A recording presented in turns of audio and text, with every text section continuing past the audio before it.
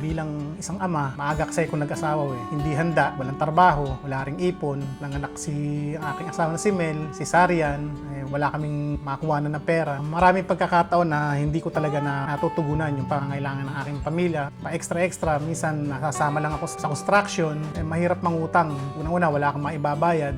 Wala kang maipapangako sa mga pinagkakautangan mo. Minsan nauna pa yung mga bisyo. Mabigat sa isang tatay, hindi mo maiprovide yung pangangailangan ng pamilya. Kasi yung nararamdaman mo bilang isang tatay, wala kang ibang asa, kundi sarili mo muna dahil ninais mo talagang yung magkaroon ng pamilya. Pupuyat at timpla ng gatas. Naranasan namin yung lagi kami nasa ospital. Premature mga baby yung si Vivian, Charis, saka si Claynis. Mga premature baby silang tatlo, kaya maraming pagkakataon ako na nagkulang ako bilang ama sa aking mga anak. Panahon na yon, akala ko nagpo-provide lang ako pero hindi ko nabantayan yung pagpapalaki sa kanila dahil mas inuuna ko talaga yung barkada, puro kasiyahan lang sa buhay. Hindi ko na sila naiisip, hindi ko sila naman lang natatanong kamusta yung pag-aaral nila. Mga natutunan kong aral yung sa aking mga anak dahil panahon na yon, hindi ko naibigay yung presensya ko sa kanila. Laging ako sa barkada, kung sila nasubaybayan talaga, hindi ko man lang naibigay yung presensya ko sa kanila na bilang ama. Dati kasi ayaw ko kasing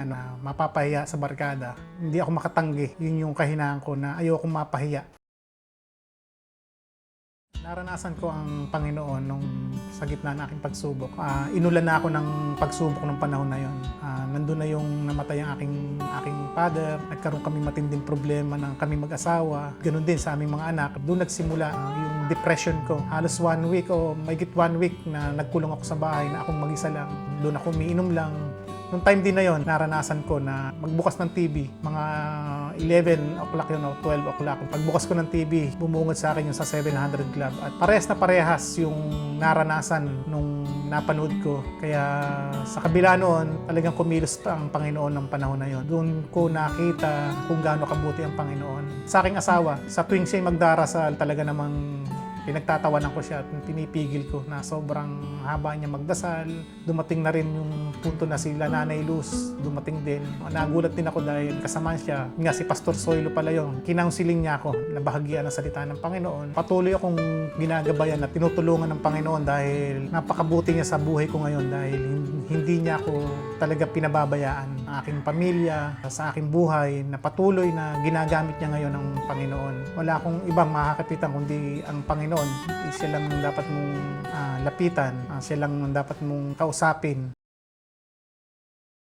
Mensahe ko sa mga katulad kong ama, mahalin nila ang kanilang magulang. Ang ama ang nagpapalakas una sa mga anak ng lakas ng loob, pinaka talagang haligi, magpapatatag sa pamilya. Unahin nga ang Panginoon sa buhay, mahalin ng asawa, mahalin ng mga anak. Panalangin ko lagi sa aking pamilya, bigyan sila ng kalakasan ng Panginoon, ng karunungan. Ang lagi kong pinapanalangin yung kung ano yung will, plano niya sa buong pamilya ko. Napatuloy kaming gamitin kung ano man yung kalooban niya. Ang laging maganap at masunod sa mangyari sa aming pamilya.